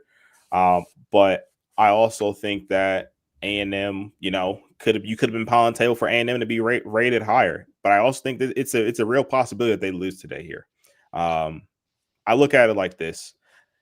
When it comes to quarterbacks that I trust more between the two, it's got to be Marcel Reed. I look at when A&M was in their worst position, down 30-0 or 27-0 against South Carolina, that team rallied and they were, used the word earlier, they're resilient. Marcel Reed is a guy who I think with his ability to make plays with his legs and his arm, I do think that's going to be the biggest difference in this game. A&M's also projected to get Le'Veon Moss back, who has missed the last 7 weeks with an injury. So you add that to your offense with Ruben Owens. I think A&M will be able to run the ball. And then obviously KC Concepcion has been incredible as far as in the receiving game there. So I think A&M wins a tight one. But I ultimately think it's going to come down to, whichever quarterback makes a mistake at the wrong time. And I see that being Carson Beck. I see Carson Beck probably having 2 interceptions in this game. And the last one comes at a real critical moment. I'm looking at this game as like a 31-23 kind of ball game. Miami has the ball and, maybe 3-4 minutes left in the game. Carson Beck throws a pick and, that's kind of all she wrote. I think this game's going to be one of the trenches, plain simple. Neither team has a super strong rushing attack. Obviously, Marcel Reed, very mobile from the QB position, but neither team has really established themselves as like a juggernaut in the rushing category. But on the A&M side, they're tied with Oklahoma for the most sacks in college football this season with 41. So that A&M is going to be getting after Carson Beck and going after that pressure. On the other side of things, though, Carson Beck's only been sacked 9 times this season. So something's got to give. Either A&M's defensive line finds a way to manhandle the offensive line and keeps Carson Beck running for his life all game and uncomfortable. If that happens, A&M's going to win. However, if Miami can find a way to keep Carson Beck upright, I think Miami has a chance of winning this game. Carson Beck has the SEC experience. He's faced this type of defense and the strength and the speed before. And he's been in the college football playoff where none of A&M's players have. Marcel Reed doesn't have playoff big game experience like that. Obviously, they've had a fantastic season, 11-1, cannot take that away. But I just think Miami has a little bit of an edge when it comes to experience. And I like Miami's offensive line a lot. And it doesn't hurt the eye. My dream matchup in the college football playoff championship game would be the Ducks smashing Mario Cristobal in the college football playoff. That would be my dream scenario, of course.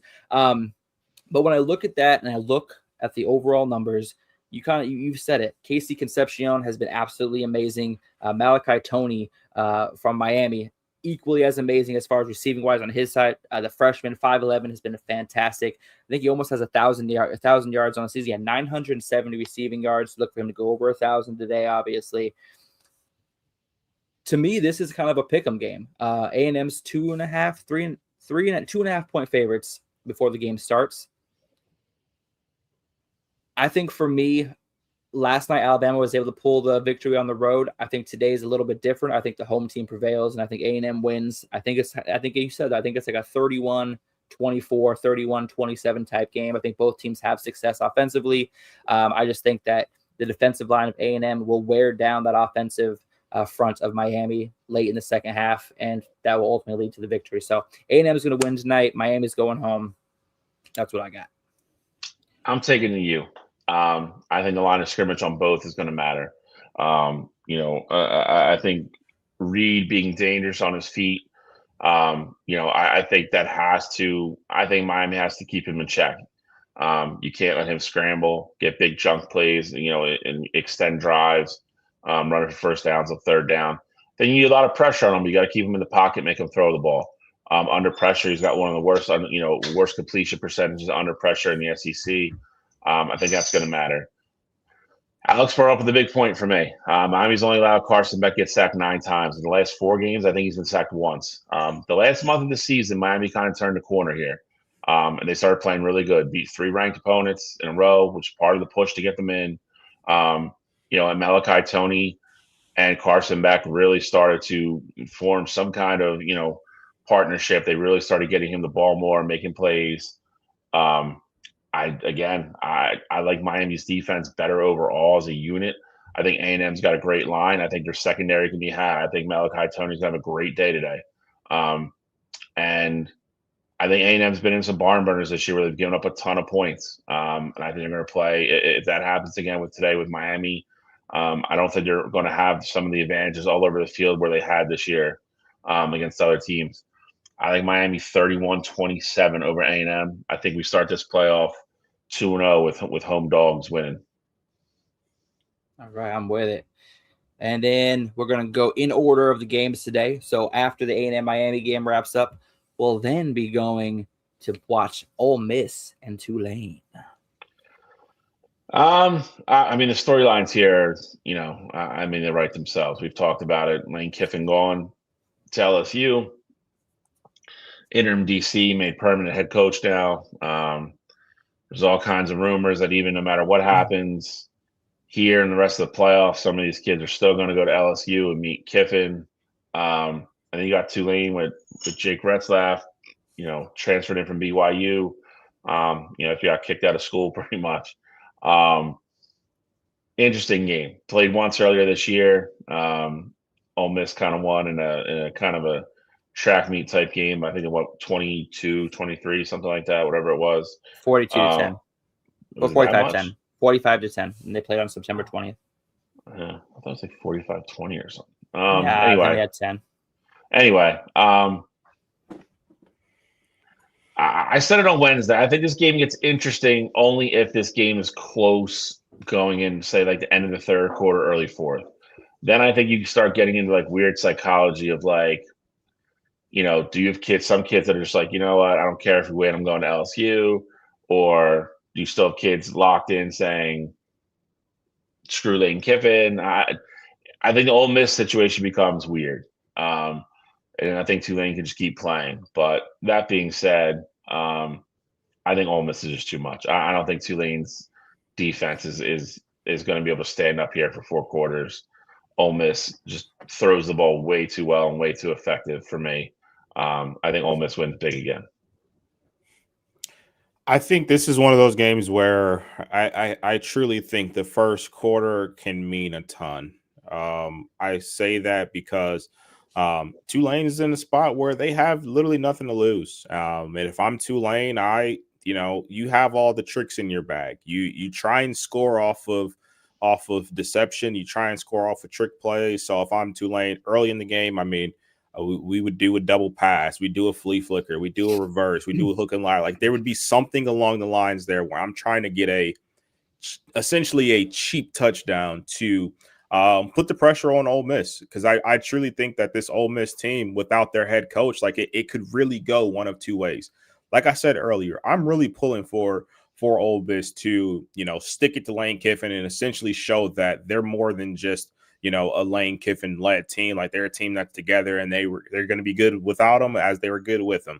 But I do think there's a lot of question marks of what that could potentially look like. You got their new coach, P. Golding, where this is his first time coaching in a game as the head coach. Like maybe he gets a little tense there. Maybe the play calling gets a little tense. I know they brought back Weiss, but maybe, he's not ready to not have Lane Kiffin like looking over his shoulder, making sure, he's making the right calls and situationally and things like that. So I think this game is so important early. Because I think in the other, without getting too far ahead, I think in the other game against Oregon and JMU in the, David versus Goliath kind of matchup, even if JMU sticks in that game early, I think Oregon, at a point, they're never worried because they know who they are as a team. In this case, Ole Miss, they should know who they are, but I do think doubt starts to creep in when you don't have that same success as you had all year, especially against a team that you already played earlier this year and you pretty much dominated them the entire game. So with all of that said, I do like Ole Miss to win this game. I do think it will be a 2-3 possession ball game there. So I don't think Ole Miss is ever truly in doubt there, but I am locked in on that first quarter because I truly think that is the most pivotal portion of this football game. I'm probably going to get dragged for after I'm done saying everything I have to say. But this is a totally different team that Ole Miss is playing right now. These really are two totally different teams. Ole Miss, new head coach, offensive play caller and mindset completely gone. Who knows what kind of mindset these kids are in? Obviously, the us against the world mentality can get you somewhere, but it can only get you so far. With that being said, in that first matchup against Tulane, Jake Retzlaff was splitting time at QB. He wasn't officially named the full-time starter yet. They didn't have their running back, Jamari McClure, who over the last 8 games has a 6.8 yards per carry average. And Tulane didn't have left tackle Derek Graham, who's an A&M transfer, playing in that game as well. So Tulane's bringing a lot of pieces that are going to be playing in this game that weren't available the first time. I think Jake Retzlaff is playing absolutely fantastic football as of the last few weeks. And you got to remember, Tulane beat the ACC champion Duke earlier in the season. Yes, I know Duke has 5 losses, but one of those 5 losses was to this Tulane squad. Trinidad Chambliss is an absolute playmaker on that Ole Miss side. I don't know. With Lane, you knew he was going to be aggressive with his play calling and how he was going to call the game. We don't know what this Ole Miss offense is going to look like with somebody else calling the shots. And that's what worries me. You can practice it all you want, but I know that Ole Miss wishes they would have had the Egg Bowl to kind of figure out what their offense looks like without Lane Kiffin before. They said, you don't want your first test to be in this big of a scenario.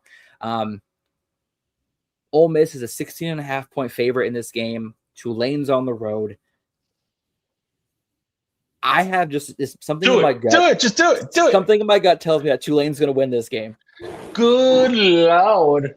Oh my gosh, that felt so weird to say. I will say though, Tulane wins this football game. I absolutely cannot wait to hear what Nick Saban and who's Fowler, I think was another one who was saying that, these group of 5 schools shouldn't play. I can't wait to hear what they have to say. I truly can't wait. The back pedal is going to be impeccable. I can't wait. Tulane wins this game. I'll just set the over under how long it takes somebody to light Lane Kiffin's new house on fire. It's going to be this would make his return next year even more nutty if Tulane wins this game somehow. Both teams lost their head coaches, but one of their head coaches is still coaching this game. So that sense of continuity is still there.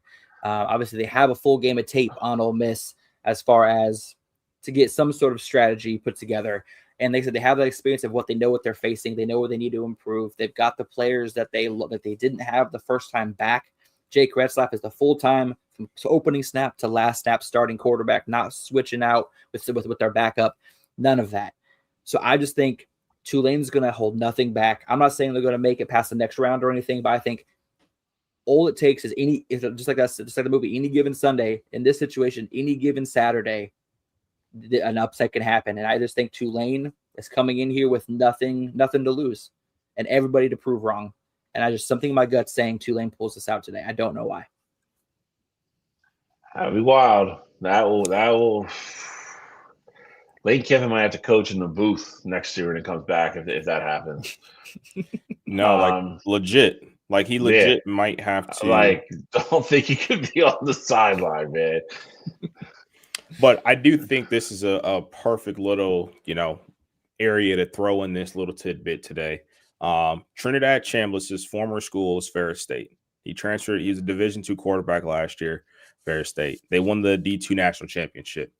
Ferris State is now back in the Division II national championship, and they are taking on Harding. Both teams are 15-0.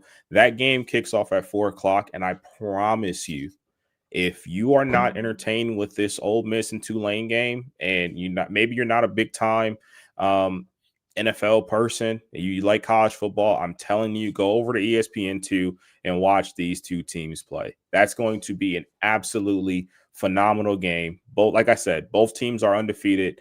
Harding runs this Army-esque wishbone, like flex position. They're averaging like 500 yards a game.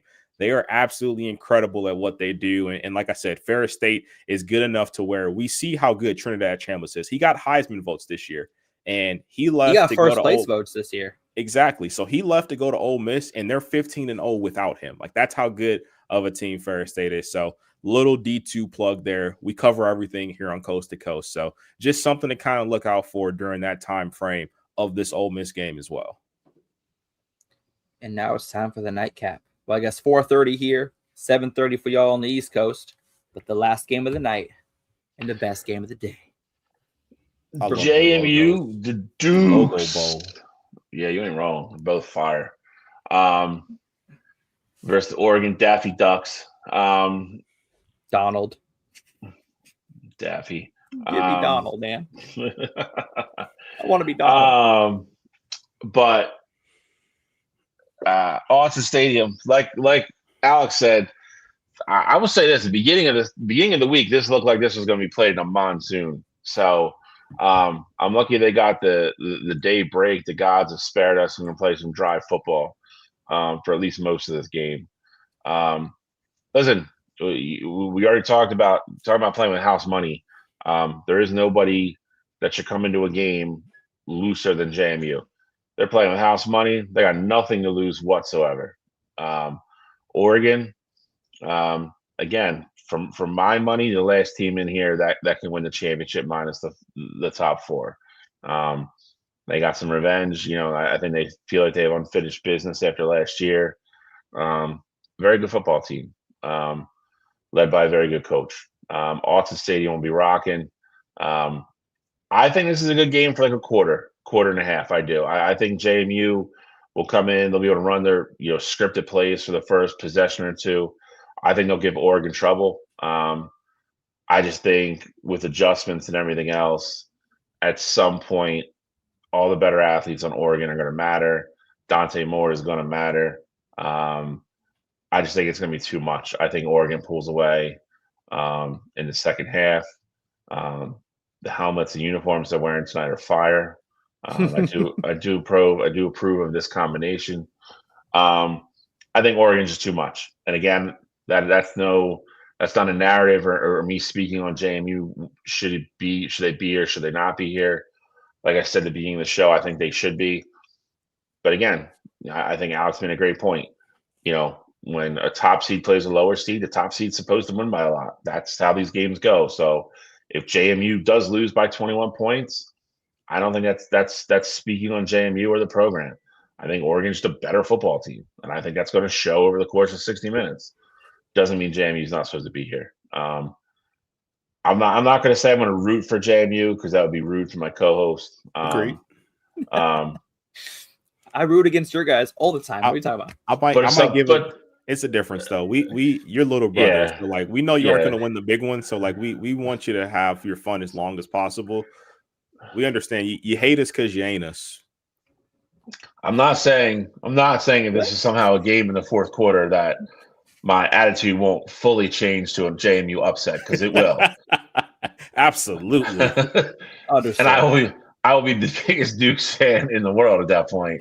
But until then, I hope you advance to the next round. So I think Oregon wins. I think they win big. Like I said, I think they pull away in the second half. They probably, 20.5, 21.5? I don't know where it is now. 20.5 right now. 20. That's 3 touchdowns. I think that's a perfect number. I think they probably cover. So I will take the Donald Ducks. So for me, I think, as the leader of the JMU fan club for the last 3 years, It is true.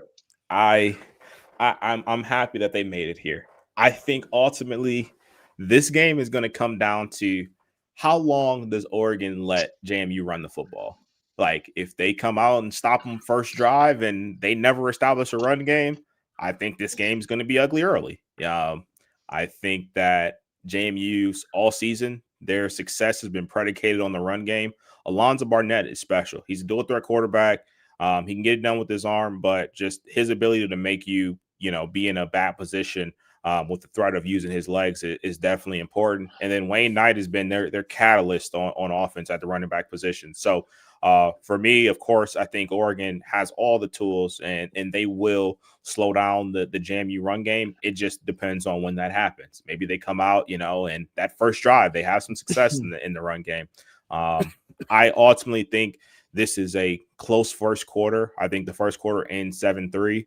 And I think the game ultimately ends up like 38-10. Like I think Oregon is going to dominate as the game keeps rolling on here. But I do think JMU is very well coached and they are disciplined. So I think everything on script will look good for JMU. But once you get off that script and have to get into that feel of the game flow, things will start to look a little bit different there. But same thing with Bill. With that said, even if they lose by 28 points, that doesn't mean that they don't belong here. They did everything they were supposed to do to get here. And if you didn't want them to be here, you should have took care of your business there. And I hope this isn't an indictment for them moving forward. But the other part of that is a point that I kind of brought up earlier there as well. JMU has had success for the last 3 years. So if you do want to, eventually slight them for having success in these smaller conferences, there is no doubt in my mind that JMU will come up to one of these Power 4 conferences and compete. Because let's not forget, just 4 years ago, JMU was an FCS school. They were winning FCS championships and they came up to the Division I level and they've absolutely been dominant, since coming up. So give all the credit in the world to that JMU program here. But I just think they're stepping into the ring with one of the juggernauts here. And of all the teams that are playing this weekend, Oregon is probably the only one where I'd give them a less than 1% chance of winning. Like I don't necessarily think I wouldn't favor them against A&M or Ole Miss or anything like that, but I would look at it very differently than I do against this Oregon team. Obviously I'm happy. I was just kind of double checking what the rain forecast. So it looks like it's going to be clear for the game. Oregon, Evan Stewart's been practicing this week. He is doubtful for the game. Corey Moore is questionable. He was practicing all week. So there's a lot of big names coming back. I don't think we should play them in this game. I think we should definitely take that extra week. I just think Autzen Stadium is going to be the loudest atmosphere college football has ever heard tonight. It doesn't matter if we're playing JMU. It doesn't matter if we're playing Alabama. It doesn't matter if we're playing Sister to the Poor. Tonight is going to be absolutely rocking at Autzen Stadium. Just like I said earlier, you could hear the fans on the TV and how loud they were in Norman and at the Oklahoma-Alabama game. You're going to hear that tonight. And it's going to be the first time these JMU players have ever heard a sound this loud. And you're going to see it when they have the ball offensively, how many offensive false start penalties they have today. I'm thinking we're going to have at least 6 false start penalties in this game against JMU. Oregon Ducks are going to be able to run the ball all over them. I think Dante Moore is going to be able to pick them apart. I wouldn't be surprised in the fourth quarter if we have Austin Novosad or one of the other backups, Luke Maga, how do you say his last name, in the game in the fourth quarter. I think it's going to be a 45. I will give JMU some credit. Great rushing attack, dual threat quarterback. Dual threat quarterbacks have always been a struggle for the Duck defense to kind of get a grasp of. So I think JMU may have some success early, like both of you guys were saying. But then Oregon and Bryce Betcher will kind of figure it out. They'll probably put Bryce Betcher as a spy on them, and he's had over 100 tackles this year. Going to be hard to beat OSU last season by science. But with this game, I'm pumped to see the Oregon Duck Christmas uniforms brought out today. What do you mean Christmas uniforms? I got you. I was watching Elf last night and I realized the Duck uniforms are just Buddy the Elf's outfit in football attire. I don't know. Maybe I'm just seeing it myself, but I think This is their See, Christmas jerseys. I wish you didn't show me that now. Dude, I wish I hadn't seen it either. I was watching Elf last night with the kids and the wife, and all of a sudden, Buddy the Elf pops up like, "Ha! Look at the Oregon Duck uniforms on them." So it's a Christmas jerseys. I'm loving it. I think this game is going to be a 45-9, 45-10 blowout. And I wish I was at the game tonight, to be honest, but I'll be at home in the comfort of the dry living room, watching this game, cheering as loud as I can, saying whatever I want, and throwing whatever I want at the TV. But Oregon's going to take care of business tonight, and I'm excited.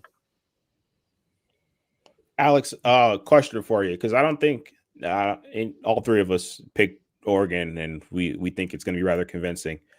What in this game would give you? I don't think you're ever in any danger of losing, so I know you're probably going to be looking for certain things. So I guess two-part question would be, one, what would give you concern for seeing from your team in this game, even in a blowout win? But then two, like in this game specifically, outside of just winning, what are you looking for from Oregon? Well, here's what makes me nervous. Both our offensive and defensive coordinator are working two jobs right now. Mm-hmm. Both of them are working the coordinator jobs as well as working on their head coaching positions at Kentucky and Cal, respectfully. So my biggest concern was, and in an interview earlier this week, I was reading Tosh Iwopoy, who's going to be the new coach, who's a defensive coordinator and new head coach at Cal, was saying that during the day when he's at University of Oregon working out the game plan for this week, his phone is off and in a locker. He has zero distractions when he's coming up with this game plan. Will Stein didn't talk to the press about it. So for me, I think defensively, I think we're going to be completely sound and ready to go. I just don't know what Will Stein's preparation is like. If it's a similar, like I put my phone away and I worry about my job here, or if he's kind of really trying to tackle both throughout the day. So I want to see what the offensive game plan looks like. See if it's a slow start. See if, hey, if we only win 28-10, Will Stein, give us more attention, because going into the future games, we're not going to be able to score 28 points and win. We're going to have our offense and defense running out full caliber the rest of the games this season to have a chance to win that playoff. And that's why, like last week, I said I wasn't a big fan with these coaches pulling double duty, because I felt like if you're not giving 100% to one thing, might as well be giving 0% to both. So I'm hoping that, Tosh Iwopoy's mindset is the same as Will Stein's mindset. I know Dan Lanning and the players are excited for both of these guys. There's no animosity. There's no hate towards these guys getting head coaching jobs. They all understand. The players understand that that's the point of being a coordinator, is earning the right to be a head coach. So the respect and the love is in the locker room, and that everyone's respecting each other and excited for one another. I just hope that the coaches give the effort and the energy that the players deserve, even though they have other opportunities to worry about as well. So that's my big concern, is just what the coaching looks like. Yeah, and I think that's a great point too, because obviously, I'm in a similar situation here at Ohio State where Brian Harline took another job and he was, going double duty and going back and forth to South Florida and things like that, balancing that. And then you go out and see the game, and I'm not saying the Big Ten championship was Hartline's fault or anything like that, but you see that game, you see kind of the game plan going into it, and it's the worst Ohio State's offense has looked all year. And I think a big part of it is, a testament to Indiana's defense, but I also, back in your mind, you kind of have to wonder, how much time was put into, that game plan going into that game against Indiana when you do have to perform double duties there. So, I think that's a very valid concern. So luckily for you, though, JMU is still inferior opponent. So even if you kind of are still kind of figuring it out, you should have time to do so. But I think that's very valid concern. Yeah, but that's a concern for me, just because if they look iffy against a team like JMU, what are they going to look like against a team like Tech that has a $25 million roster that's got to buy fresh, ready to go, and who aren't losing any coaches this offseason?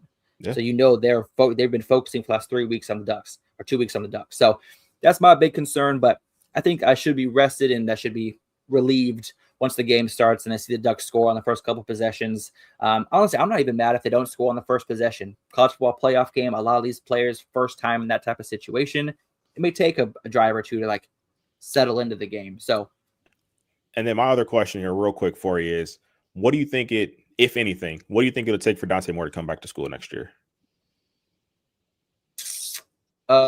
The Ducks to lose. Well, not today, but the Ducks losing. I think it's lose today. Okay. So obviously, if they lose today, he's definitely coming back. But I think if they lose to Tech, let's just say next week, they lose to Tech, and he plays really well, and they just lose, he goes to the NFL. I think if he had his last game is an absolute stinker, I think he comes back. That's or if they get to the national championship and lose, I think that taste of how close they could have been, I think that brings them back too. I think it's too late at that point. If you make it all into Natty, you got to go. Yeah, but great. I'm with you though. I mean, I think that makes a lot of sense. I think regardless, win or lose, bad game, good game, I think Dante Moore should be your number one overall pick, unless it's like the Giants or a team that recently took the Titans who already have a quarterback. Dante Moore should be the first quarterback off the board, no doubt in my mind. But if he's already shown, I think the one thing that you kind of can have some, sense of pride in, I guess, is that he's already shown the mental toughness, maturity. I guess you could say, or maturity is a better word. That if he feels like he's not in the right space to go to the NFL, he will come back and do the right thing. Like we talked about delayed gratification earlier. He's one of those that, he took a backup job and came back to school for that. So if he's like, hey, I don't think I'm going to be the most successful if I go to the NFL this year, I do think that's something that is possible there. But I think it's tough to turn down no doubt about it, first QB off the board, situation. I do like what you said, though. I do agree that I think he has the mental wherewithal, as we've seen from his transfer from UCLA to Oregon, where he sat a year behind Dylan Gabriel. He has that mental awareness, and he has the right people talking in his ear that tell him what's best for him. So if he thinks it's best for his career to stay at Oregon, he'll stay. If not, he'll go. Justin Lauder's breaking news. Apparently he's staying. College Football Dynasty for him, and for EA Sports, he didn't leave. So he's staying. We'll see if that comes to fruition or not. Anything else, gentlemen? Yes. The mountain. Oh, Oklahoma with a big tombstone. It's a big old tombstone. Green. Well, I had to make the tombstone big for that big ass lead that they blew. Fair. They deserved it. But no, here's the Eliminator Mountain as we get closer to the top. As you can see, we have a lot of red in the quarterfinals. So if A&M and Ole Miss wins, it's going to come down to JMU and Oregon to give us a little bit of color in the next round. But this is where we're at. Looks good. Yeah, that's what I got. Well, we're about to kick. Another great show in the books. Gentlemen, any closing thoughts? Oh, I got nothing. I got 7.5 hours till kickoff for me. So I'm just gonna try to do whatever I can to make that time fly by. No, I'm about to go upstairs, get me a little snack, maybe Uber eat some food, and be on the couch for the rest of the day. So big football day, gentlemen. As always, the pleasure. We will be back next Saturday for what will be a very entertaining preview show, I would think, because I think we're going to have some insane matchups next week. So, and imagine all the coaching and all the possible coaching announcements, transfer portal destination stuff that we could have by next week. True. There'll be a lot of good stuff to talk about. I'm curious to see how many players from Oklahoma decide that, hey, it's time to go hit the portal or declare for the draft, things like that. So, yeah, I definitely think we could have some craziness happen in the course of just a week. Do not disagree. So we will be back next Saturday. It'll be another great 2 hours, no matter what goes on. We always make it fun for you guys. And I guess, Alex, good luck today. I don't think you're going to need it, but good luck. For some reason, if Oregon does pull away like we think they are, Villanova and Illinois State play at 7:30 tonight. Alternate viewing, just like Cottrell said, for FCS. That'd be a good game. That's an FCS semifinal. The winner of that will play the winner of Montana State next week for the championship. So it'll be fun. Villanova has been good in a long time. So it's kind of cool to see them back. I'll peek in it depending on what the Ducks are doing. And we'll be back next week. So as always, thank you for tuning in, for sharing, liking, watching, everything. We appreciate all of it from everybody. Justin Lauder, thank you as always. Have a great day. And we'll be back next week. See you guys then. Peace. See you.